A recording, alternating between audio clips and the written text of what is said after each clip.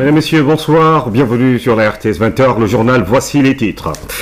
Un code de déontologie générale pour l'administration sénégalaise. Le projet est à ses premiers balbutiements. Le comité de pilotage a été installé ce matin par le Premier ministre. Une quinzaine de membres qui vont d'abord travailler sur un avant-projet de loi portant code de déontologie générale des agents du service public afin de changer certaines attitudes dans notre administration. Au pays, bientôt un code de déontologie générale pour l'administration sénégalaise grâce aux partenaires comme l'USAID et la Banque mondiale. Le comité de pilotage a été installé ce matin par le Premier ministre. Il s'agira à terme de proposer un avant-projet de loi portant code de déontologie générale des agents du service public. François Sec. La mise en œuvre efficace des politiques publiques passe par un service public performant. Fort de ce constat, l'État veut se doter d'un code de déontologie générale.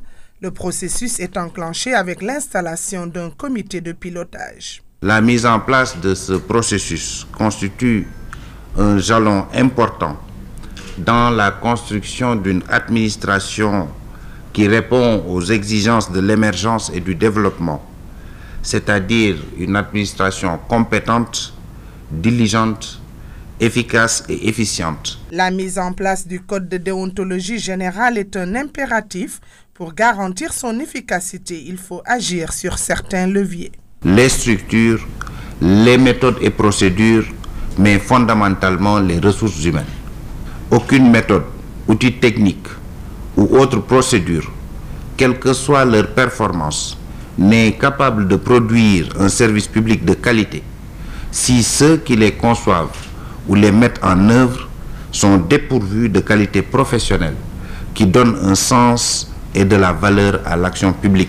En partenariat avec l'USAID et la Banque mondiale, le comité devrait proposer à terme un avant-projet de loi portant code de déontologie générale des agents publics, un texte de loi qui régira les valeurs et principes qui vont guider les actions de l'agent public. À l'issue de l'adoption de ce code de déontologie générale, nous allons avoir également, au niveau des différents secteurs, des codes de déontologie spécifiques. Composé d'une quinzaine de membres issus des différents départements ministériels, le comité de pilotage, dans un souci d'appropriation, s'est également ouvert aux organismes de contrôle. Nous avons convié la Cour des comptes, l'inspection générale d'État, ainsi que l'OFNAC, ainsi que le médiateur de la République à participer donc aux travaux de ce comité de pilotage. Mais nous avons surtout tenu à nous ouvrir aux usagers, aux citoyens. Et c'est pour cela que nous avons aussi invité à ce comité le forum civil qui va donner la perception de l'usager par rapport à l'agent public. Dans la dynamique de mutualisation des efforts, le ministère de l'intégration africaine et de la promotion de la bonne gouvernance et celui de la fonction publique et de la rationalisation des effectifs ont signé un protocole de collaboration, une nouvelle démarche pour impulser les actions du gouvernement. Élaboration de la lettre de politique sectorielle du ministère de la promotion des investissements, des partenariats et du développement des téléservices de l'État.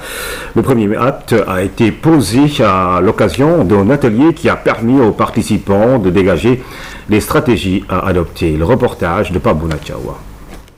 Cette rencontre consacre l'acte 1 du processus d'élaboration de la lettre de politique sectorielle de développement du ministère de la promotion des investissements, de partenariat et du développement des téléservices de l'État, un instrument stratégique qui devrait définir les missions, plans d'action et perspectives de ce département. Ces outils de gestion ont également pour but de contribuer à l'efficacité de l'aide publique au développement à travers la bonne gouvernance et le respect de l'obligation de rendre compte associée à l'accès aux ressources publiques. Les travaux permettront de statuer sur la démarche méthodologique pour l'élaboration de la LPSD et de mettre à niveau les parties prenantes que sont les partenaires et les techniciens du ministère. C'est donc un document de planification et vous le savez bien, on ne peut rien réaliser sans planification. Il faut se projeter dans un terme connu, maîtrisable, et qui permet de savoir ce qu'on va faire, comment on va le faire, avec qui on le fait Et c'est donc une sorte de guide que nous devons avoir au niveau de chaque structure. À terme, la lettre de politique sectorielle et de développement va permettre et rendre plus efficientes les actions du ministère de la promotion des investissements, des partenariats et du développement des téléservices de l'État. Ce département transversal est de première importance pour la mise en œuvre du plan Sénégal émergent.